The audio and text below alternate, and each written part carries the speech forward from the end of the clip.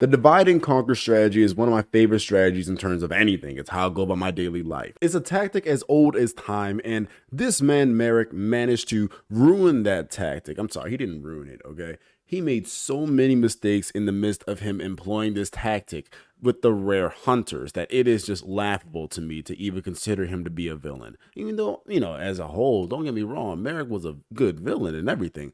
But two people who have two Egyptian god cards, and you really think you can beat them with these two goons in masks. And I'm going to expose all of these mistakes, at least the major ones in my opinion. So instead of hiring capable underlings, Marik decided to have goons picked up off of the streets that were already not that sane in the head. I mean, how can you forget the duel where Yugioh was literally about to get his legs chopped off if he lost that duel? Or the duel where both Yugioh and Kaiba were about to fall down a skyscraper to their death. I'm going to get to that one later on because that one is a very big problem.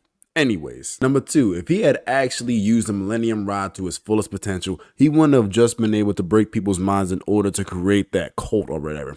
He could have broke people's mind to take anything that he wanted. I mean, when you think about it though, the only people that Marik theoretically could never have turned into goons were Yugioh, Kaiba, and, well, Bakura, because Bakura. Now, the third mistake that Marik made was actually trying to beat Yugioh at all after he lost the first time when he was dueling through proxy under strings or doll or whatever his name is, pretty much 90% of the duel against this guy.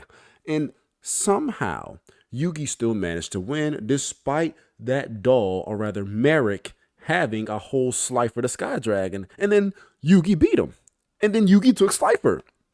And Marik still thought to himself and said, you know what? I can still beat this guy in a duel. No, you've lost. You just lost to somebody who did not have a god card, and you had two of the god cards, and now you only have one god card, and the person that beat you without a god card now has a god card. Why would you even bother risking a whole Slifer for the Sky Dragon? Try to beat this. You literally beat Joey with an Exodia. I'm pretty sure you could have found another way to have tried to beat Yugioh. Now, if you were smart though, and you really just wanted out the Pharaoh, okay, you know what? Let's cut everything out for right now. Okay, we're gonna go to number 4. Say if all you want to do was cut out the Pharaoh, what's the first thing you do? You don't duel the Pharaoh because you don't got all the tools necessary in order to beat the Pharaoh. Get all the Millennium items and then beat the Pharaoh. And you know what also got me? The fact that after Marik lost, he didn't just send goons in order to beat up Yugioh just to take Slifer back.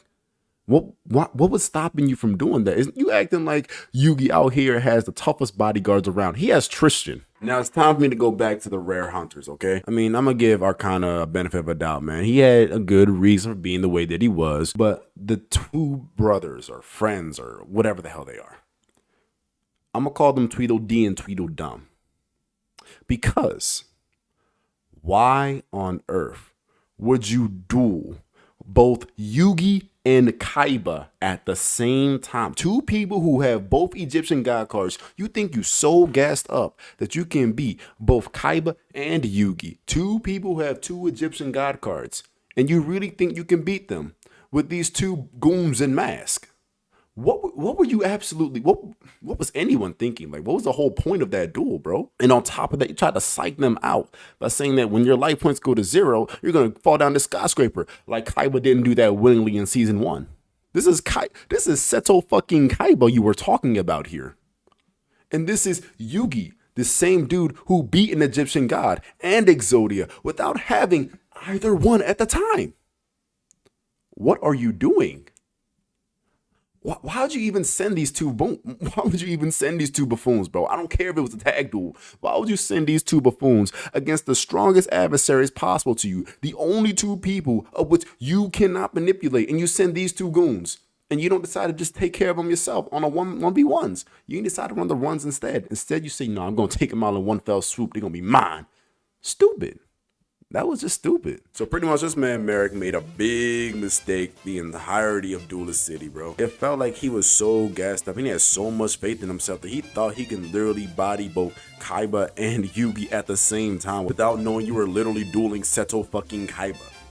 This is Seto fucking Kaiba in Yu-Gi Moto. Bro, you're literally dueling the king of games and you're gonna doubt that he can beat you. Just how stupid are you?